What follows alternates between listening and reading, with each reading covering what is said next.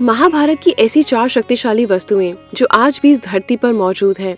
कौन सी हैं ये शक्तिशाली वस्तुएं जो देवताओं द्वारा छुपा कर रखी गई हैं? हमारे भारत देश को योग, ध्यान, अध्यात्मक, रहस्य और चमत्कारों का देश माना जाता है।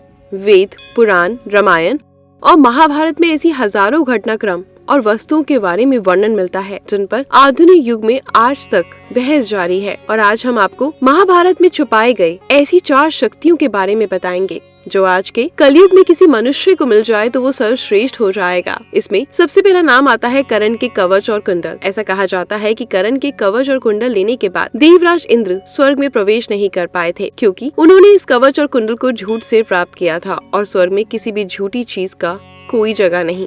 ऐसे में उन्होंने इसे समुद्र किनारे पर किसी स्थान पर छिपा दिया था। कोई कहता है इसे ओम पर्वत पर छुपाया गया है और इसके बाद चंद्रदेव ने ये देखकर वो कवच और कुंडल चुरा लिए। वहाँ से भागे समुद्रदेव ने उन्हें रोक लिया और इसी दिन से सूर्यदेव और समुद्रदेव दोनों मिलकर उस कवच और कुंडल की सुरक्षा कर रहे हैं।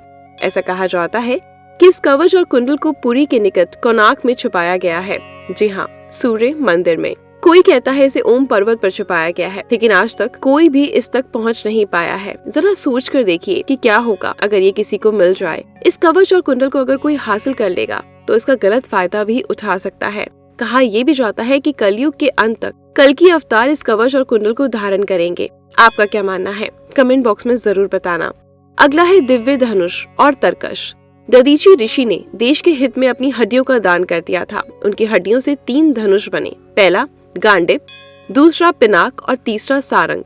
इसके अलावा उनकी छातियों की हड्डियों से, जिसे मॉडर्न भाषा में रिब्स हम कहते हैं, उनसे इंद्रदेव का वज्र बनाया गया। पिनाक धनुष शिवजी के पास था जिसे रावण ने ले लिया और वहीं रावण से इसे परशुराम जी ने ले लिया। परशुराम जी ने इसे राजा जनक को दे दिया। राजा जनक की सभा में ऋषि राम ने इसे तोड़ दिया। सारंग धनुष विष्णु जी के पास था।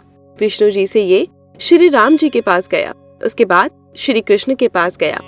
गांडी धनुष अग्निदेव के पास था जिसे अर्जुन ने ले लिया, लेकिन माना यह जाता है ये सभी दिव्य अस्त्र थे जिसके कारण इनको नष्ट नहीं किया जा सकता। सिर्फ और सिर्फ पिनाक धनुष ही नष्ट हुआ था। उसके अलावा सारंग और गांडी धनुष आज भी कलयुग में मौजूद है, लेकिन ये धरती के किस कोने पर मौजूद है ये कोई नहीं जानता। अगला है अश्वत्थामा की मणि। एक प्रकार का चमत्कार पत्थर होता है। मणि को हीरे की श्रेणी में रखा जाता है। इन्हीं में से कुछ मणियाँ चमत्कारी भी होती है। जिसके पास ये मणि होती है वो कुछ भी कर सकता है। रावण ने कुबेर से चंद्रकांता नाम की मणि छीन ली और वो मणि आजकल भागीरथ मंदिर में विद्यमान है। द्रोणाचार्य के पुत्र अश्वत्थामा के पास भी एक चमत्कारी मणि थी जिसके बल पर वह शक्तियों की सहायता से अमर हो जाता था। भगवान श्री कृष्ण ने उसकी मणि को छीन लिया। कहते हैं अर्जुन ने ये मणि द्रौपदी को दे दी। इसके बाद द्रौपदी ने युधिष्ठिर के अधिकार में इसे रख दिया। युधिष्ठिर के पास से ये मणि किसके पास चली गई इसका उल्लेख महाभारत में नहीं मिलता, लेकिन शिव महापुराण के अनुसार अश्वत्थामा आज भी जीवित है और गंगा के किनारे निवास करते हैं। किंतु उनका निवास कहाँ है ये कोई नहीं जानता, लेकिन कहा जाता है कि वो मणि जो अश्वत्थामा की मणि थी वो आज तक सही सलामत है।